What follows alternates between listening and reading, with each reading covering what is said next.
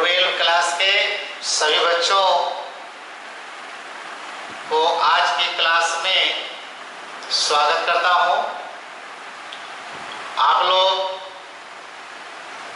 को कुछ दिनों से क्लास रोक दिया गया था और रुकने के पीछे मेन कारण आप लोग समझ रहे होंगे कि आप लोग का अब तक के हम लोग को सिलेबस नहीं मिला।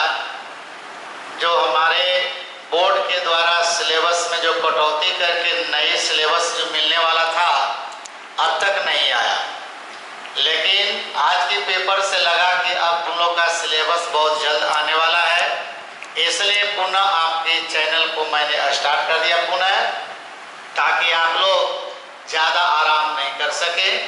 कारण कि हम लोग का इस वर्ष एक बहुत बड़ी चैलेंज है एग्जाम के लिए कि कैसे हम ज़्यादा से ज़्यादा बेहतर कर सकें, ज़्यादा से ज़्यादा नंबर को बटोर सकें, और यही हम लोग का टारगेट शुरू से रहा। और मैंने आप लोगों को कहा भी कि आप अगर थोड़ा सा हमें साथ देते हैं और मेरे गाइडलाइन पे चलते हैं तो एक अच्छा रिजल्ट होने का चांस बनता है, कोई ज़्यादा टेंशन लेने की बात नहीं है। तो हमने केमिस्ट्री में एक नई टॉपिक लेकर के आया था, वह था इनऑर्गेनिक केमिस्ट्री का मेटल एंड मेटलर्जी चैप्टर। ठीक है जी। और इसके पहले सभी बच्चों को याद होगा पिछले क्लास में केसी अयस्क से कैसे धातु प्राप्त किया जाता है, इसके बारे में सारी कहानियां हमने सुनाए थे और इसी को आज फिर हम आगे बढ़ा रहे हैं। तो याद कीजिए पिछले क्लास में बताए थे कि कोई भी अयस्क से यानी ओर से मेटल प्राप्त करना होता है तो हमने बोले थे कि सबसे पहले उसका कंसंट्रेशन करना होगा, यानी सांद्रण करना होगा। और सांद्रण का मतलब तुम लोग को यही बताए थे कि अयस्क में से गैंग को अलग करना होगा। तो अयस्क में से गैंग को अलग करने के लिए जो जो विधियां होती है उन सारे विधियों को हम दो वर्गों में बांट कर चल रहे थे, जिसमें एक तुम्हारा था यांत्रिक विधि और दूसरा था रासायनिक विधि। यानी एक था जो पहले हम लोग देख रहे थे वह यांत्रिक विधि कर रहे थे, जैसे कि हाथों से चुनकर, जिसको बाई हैंड पिकिंग कहा था। उसके बाद कई गुरुत्व पृथक्करण कहे थे, फेन प्लवन विधि कहे थे, चुंबकीय चुंबक पृथक्करण विधि कहा था, मैग्नेटिक सेपरेशन मेथड बोला था। तो चारों पांचों जो इस तरह से जहां पर कोई रिएक्शन की जरूरत नहीं पड़ा था, केवल हम लोग एक यांत्रिक मेथड यानी कि लगाया और उसको लगाकर गैंग को अलग कर दिया और अयस्क को अलग किया। लेकिन हमने बोले थे, याद कीजिए कि कुछ ऐसे अयस्क है जिसे गैंग को अलग करना थोड़ा सा कठिन कार्य है, आसानी से वो अलग नहीं हो पाता है। तो उसके लिए हमने रासायनिक विधि बताए थे और वो पांचवा विधि था आपका निछालन, याद है ना। तो निछालन हमने अगले दिन भी बताए थे और आज बताने जा रहे हैं। लेकिन सबसे पहले सभी विद्यार्थी कृपया चैनल को सब्सक्राइब कर दें और आज की कहानी हम लोग आगे सुनिएगा। हमने बताया थे कि देखिए माने बहुत सारे ऐसे धातु होते हैं जिस धातु के अयस्क को शुद्ध करने के लिए हम लोग को लीचिंग एजेंट की आवश्यकता पड़ता है, जिसको निछालक कहते हैं। और लीचिंग एजेंट की परिभाषा पहले ही हम बता चुके थे। याद कीजिए कि वैसा रासायनिक पदार्थ है जो अयस्क के साथ अभिक्रिया करता है लेकिन गैंग के साथ अभिक्रिया नहीं करता है, उसी को लीचिंग एजेंट कहते हैं या उसी को निछालक कहते हैं। तो याद कीजिए कि बॉक्साइट जो अल्युमिनियम का एक अयस्क है और बॉक्साइट का सांद्रण जब हमने अगले दिन बताए थे तो याद कीजिए वहां पे लीचिंग एजेंट के रूप में कास्टिक सोडा को लिया था। याद है, कास्टिक सोडा का विलयन बनाया था और उसमें बॉक्साइट के चूर्ण को डाला था। देखिए 2-3 चरणों में रिएक्शन हुई थी और लास्ट में हम लोग को शुद्ध एल्यूमिना मिल गया था। यानी गैंग वहां से अलग हो गया था।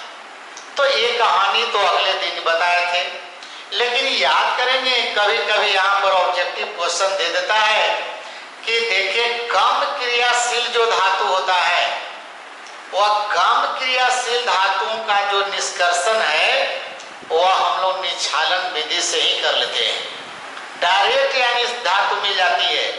और वैसे में देखिए हमने बताए हैं कि यहाँ पर देखिए निक्षालन क्रिया के द्वारा यहाँ पर देखा जाए चांदी माने सिल्वर और सोना ये दोनों का निष्कर्षण किया जाता है निक्षालन विधि से ही, ये लीचिंग प्रोसेस है।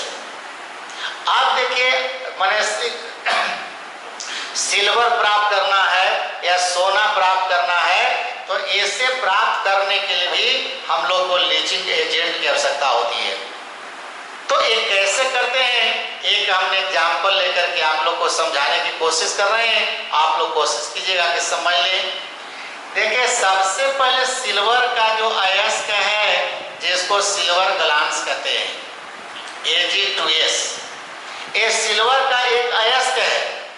तो हम लोग सिल्वर ग्लांस से सिल्वर प्राप्त करने के लिए करते क्या है कि सबसे पहले सिल्वर ग्लांस को पहले जाकर के क्रशर मशीन में उसको पाउडर बना लेते हैं, माने एकदम चूर्ण कर लेते हैं। उसके बाद देखिए यहाँ पर क्या करते हैं, लीचिंग एजेंट के रूप में यहाँ पर सोडियम साइनाइड का प्रयोग कर रहे हैं। किसका कर रहे हैं, बॉक्साइट में किया था हम लोग सोडियम हाइड्रोक्साइड का, और यहाँ सिल्वर ग्लांस से सिल्वर प्राप्त करने के लिए सबसे पहले निक्षालक के रूप में याद रखिएगा सोडियम साइनाइड का प्रयोग करते हैं। अब सोडियम साइनाइड को जल में घोल करके एक विलयन बना लीजिए और उसी विलयन में सिल्वर सल्फाइड करे हो या जिसको हम लोग सिल्वर ग्लांस कहते हैं इंडस्ट्रियल भाषा में या मेटलर्जी की भाषा में इसको सिल्वर सल्फाइड न पढ़ करके इसको पढ़ते हैं सिल्वर ग्लांस। अब सिल्वर ग्लांस के चूर्ण को क्या किया कि देखिए 0.5% लगभग मान लेते हैं सांद्रण और सोडियम साइनाइड के विलयन में डाल दिया। जैसे सोडियम साइनाइड के विलयन में डाला तो बताओ इसमें तो यस के साथ गैंग भी है ना जी, तो पहले देखिए दोनों के साथ रिएक्शन कर लिया। अब सोडियम पकड़ लिया सल्फर को और सिल्वर ले लिया साइनाइड को, तो ये बना दिया सिल्वर साइनाइड और ये बन गया सोडियम सल्फाइड। चलिए तो यहाँ पर आइए, आपको ये सिल्वर प्राप्त करना है। पहले देखिए ये लीचिंग एजेंट सोडियम साइनाइड लाया जो देखिए सिल्वर के साथ रिएक्शन किया लेकिन गैंग के साथ नहीं किया। अब ये सिल्वर साइनाइड देखिए यहाँ से हमने प्राप्त किया। अब यहाँ सिल्वर साइनाइड को ही अभी उसी बर्तन में रहने दीजिए, उसमें बाहर से सोडियम साइनाइड और डालिए। अब सोडियम साइनाइड का विलयन और जब उसमें डाला, इसलिए हैं कि हम एक्सेस मात्रा में ले रहे हैं सोडियम साइनाइड। यहाँ भी देखो सोडियम साइनाइड पहले लिया, तो सोडियम साइनाइड लेकर के पहले इसको सिंपल रिएक्शन से सोडियम साइनाइड में बदल दिया। उस सोडियम साइनाइड में पुनः सोडियम साइनाइड डाल दिया। अब जैसे सोडियम साइनाइड में मैंने सिल्वर साइनाइड को लाया, वैसे देखिए दोनों के बीच में ये रिएक्शन हुई और रिएक्शन के बाद एक जटिल कॉम्प्लेक्स कंपाउंड मिला। वहां देखा जाए ये बन गया आपका सोडियम। इस तरह की कंपाउंड देखिए पढ़ने को मिलता है आप लोग, खास करके एक चैप्टर मिलेगा कोऑर्डिनेशन कंपाउंड। तो कोऑर्डिनेशन कंपाउंड एक चैप्टर होगा इनऑर्गेनिक का, सबसे लास्ट चैप्टर बताएंगे। तो उसको पढ़ने का इसका तरीका है, सबसे पहले देखा जाए ये बड़ी ब्रैकेट के बाहर में जो मेटल है उसका नाम पहले बोलिएगा। पहले सोडियम बोल दिया। अब उसके बाद देखिए बड़ी ब्रैकेट के अंदर में जिसको लिखते हैं इसको एनटीटी बोलते हैं, ठीक है। अब यहाँ पर देखिए ब्रैकेट के अंदर में साइनाइड है, लेकिन साइनाइड कै गो है, 2 गो है। तो पढ़ते हैं डाइसाइनो, और सिल्वर को अर्जेंटम कहते हैं। अर्जेंटेट और ब्रैकेट में इसका होता है कोऑर्डिनेशन नंबर। समझ रहा है, जिसको कहते हैं हम लोग कौन सी ऑक्सीकरण संख्या। तो ये हो गया सोडियम डाइसाइनो अर्जेंटेट फर्स्ट, इसको पढ़ने का तरीका रहा।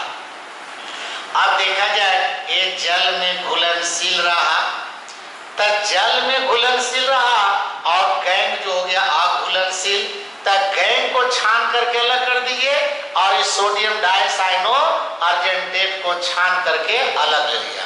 चलिए गैंग आपका अलग हो गया है। अब हम लोग के लाना है सोडियम डाइसाइनो अर्जेंटेट को लेकर के आगे हमने बढ़ गया, छान लिया। उसके बाद देखा ये सोडियम डाइसाइनो अर्जेंटेट में इसको कहा गया कि सबसे पहले यानी NaOH यानी कास्टिक सोडा का विलयन। अब काहे के लिए, इसलिए कि जस्ता धातु इसमें ला रहे हैं और ये रिएक्शन जब भी होता है तो क्षारीय माध्यम होता है, अल्कली मीडियम होता है, इसलिए सबसे पहले कास्टिक सोडा का विलयन बना लीजिए और उस विलयन में सोडियम डाइसाइनो अर्जेंटेट को पहले डाल दीजिए। अब डाल करके उसको क्षारीय बना लिया और क्षारीय बनाने के बाद तब उसमें ऐसा मेटल को डालिए, ऐसा मेटल को डालिए कि जो सिल्वर से ज्यादा क्रियाशील हो। अब सिल्वर से ज्यादा क्रियाशील देखिए जस्ता ले लिया। अब जस्ता लेकर के देखिए हमने यहाँ पर रिएक्शन शुरू करवाया। एक जस्ता कहा क्या कि सिल्वर को यहाँ से हटा दिया, तो सिल्वर का संयोजकता होता है एक, लेकिन जस्ता का संयोजकता होता है 2। तो यहाँ Cn पहले से 2 था, लेकिन अब यहाँ Cn हो गया 4। तो यहाँ से देखिए सिल्वर की जगह कौन आ गया, जस्ता। तब यही नाम पड़ गया सोडियम। मैं समझूं के वो है 4, तो 4 को कहते हैं टेट्रा, तो सोडियम टेट्रासाइनोजिंकेट सेकेंड। समझ ना, यानी सोडियम का नाम पहले बोल दिया, आई टेट्रा यानी हो गया 4 टेट्रासाइनो और जिंक सेकेंड, ये आपका बन गया। और देखिए यहाँ से जो सिल्वर हट गया था, यही सिल्वर तुमको यहाँ पे प्राप्त हो गया। बात समझ रहा है, तो याद करेंगे कि यहाँ पर सिल्वर या सोना ये दोनों का जब निष्कर्षण करना रहता है तो यही लीचिंग यानी निछालन विधि से करिएगा। और निछालक के रूप में अगर ऑब्जेक्टिव पूछ देगा तो नाम रखिए याद, सोडियम साइनाइड का नाम याद होगा। ये सोडियम साइनाइड यहाँ पर एक निछालक या लीचिंग एजेंट का काम करता है।